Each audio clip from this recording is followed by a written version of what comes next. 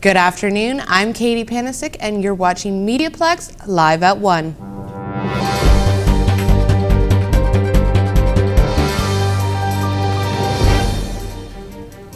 For some, the minimum wage hike is long overdue, but small business employers will have to make changes to compensate for the increase. Reporter Alyssa Horban has more. Minimum wage in Ontario just went from $11.60 to $14 an hour as of January 1st. While this change definitely benefits minimum wage employees, some small business owners are worried about how it will affect their shops. So you can do one of two things. You can do what some people are saying and saying, well, it's too much, and close their doors. You know, in essence, laying down and letting the monster take you. Or you can say, okay, if this is the amount of money that it's going to cost us, what is a way that we can make that money back? Before this increase, a minimum wage worker earning full-time hours would have made $928 before deductions per paycheck. Now, that number will jump $200. I love giving people jobs, but 100% I can tell you that I'm giving way less people jobs now. Like with my expansion plan, like the new expansion was supposed to be 15 to 20 employees. Instead of 15 to 20, there'll probably be about maybe 8 to 12. According to Statistics Portal, inflation rates in Canada have been steadily increasing since 2015. By 2020, they are expected to level out. Minimum wage hikes are not only happening in Ontario. The province of Alberta will increase to $15 an hour as of October 1st this year. 18 states in the U.S. also had an increased minimum wage to begin the new year. Matt, who's behind me at the counter, he has a family. Me just saying like, hey, we don't need you anymore, that only creates more problems for other people. It's my job to figure out ways to make up that loss in other areas. The minimum wage in Ontario is set to jump in 2019 to $15 an hour, and after that, will only increase in line with inflation rates. For MediaPlex News, I'm Alyssa Horban. A group of students is taking on one of Canada's biggest fast food franchises in the name of fair minimum living wages. Bernard Duval attended their rally. A student group is calling out big corporations that they believe are using loopholes in labour laws to counter possible profit losses. What do we want? Fair pay! The New Democrats of U Windsor rallied on Friday against a number of Tim Hortons franchises that cut benefits and working hours.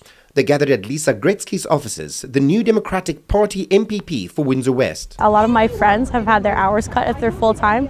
So I know a manager, she used to work 44 hours and now she works 26 hours. They can pay part-time workers who are mostly high school students a lot less and they don't have to pay them benefits. In a media release, Tim Hortons' head office attributes these cuts to a reckless few and called this rogue group out for their actions.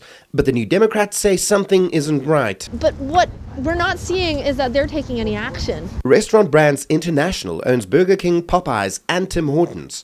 Gretzky says franchise owners are victims of corporate directives. So many of these franchisees have no control over what goes on. The direction actually comes from the head office, from RBI, and they're not being supported by RBI. As a result, many workers and franchisees are left to fend for themselves. And after the cuts, so many of them will actually end up taking home less money than they did before they got the increase through minimum wage. The young rally organizers want laws that will prevent corporations like RBI from taking advantage of employees. Employers must provide benefits to their employees a certain level, as well as making sure there's stable work schedules. NDP tabled additions to the current Employment Standards Act of 2000, which Gretzky says could have prevented this. Card check certification, so that means that they would be able to unionize easier. First contract arbitration, so once they had unionized, it would be easier for them to get their first contract. The provincial government has provided several incentives, such as lowering the corporate tax rate, hiring more employment standards officers, and starting education programs. Workers who feel they have been unfairly treated should be proactive without fear of reprisal. I'm Bernard Duval with MediaPlex News. Earlier today, author Don Martel dropped by to talk about the release of his new book. I'm so excited today. I'm here with our special guest, Don Martel. Don, thank you for coming. You're more than welcome. The pleasure's all mine. Now, I hear that there's a special launch coming out on the 27th. Can you tell us a little bit more about that? Sure. I'm launching my third edition of a book called Loaves and Fishes, which is a storybook about cycling across the country and all the crazy people I met and fun people. That's very exciting and quite the journey. I hear also that you're doing a special fundraising event with this launch. Can you tell the viewers a little bit more about that? Yes, well, it's going to be launched on the 27th at Walkerville Artists Co-op. $5 for every book, and every book thereafter it will go to Windsor Alzheimer's Society. Perfect. I think what a great organization to be raising money for. Can you tell me a little bit why you started this journey and what inspired you? Well, it was all a matter of coincidences. It was a chance meeting and one question. And 2 years later, I ended up with a bike to cycle across the country. And I was not a cyclist. So I trained and thought I was prepared, but the book is about the journey and all the people I met. I cycled solo, but I had the whole country with me. Perfect. Well done. Thank you so much for being here. What is it like to have your future read from a crystal ball? Wren was at the Capoto Club to catch this psychic event. The 30th International Psychic Expo kicked off in Windsor last week. More than 30 vendors set up their psychic booths at the Capoto Club. The expo gave people an insight into the psychic world, from private psychic readings to a variety of psychic things, from books to crystals. Linda Future has been running this psychic expo since 1988, and she said she's still thrilled to bring the psychic expo to people. Use our extrasensory perception to help people, entertain people, educate people, and inspire people. Future organized 11 Psychic Expo per year, from Windsor to Hamilton, traveling to cities all across Ontario. She knows a lot of people come to Expo out of curiosity, and she still welcomes everyone. When people often come to the show, sometimes it's out of curiosity. Oh, what is it? You know, oh, I want to know, how does it work? You know, oh, what will they know about me? You know, and so we want to be able to satisfy that curiosity. Sometimes people come because they have concerns or problems that they haven't been able to solve any other way. They think, oh, I'm desperate, I'm going to go see a psychic. And, you know, sometimes we can help, so it's good.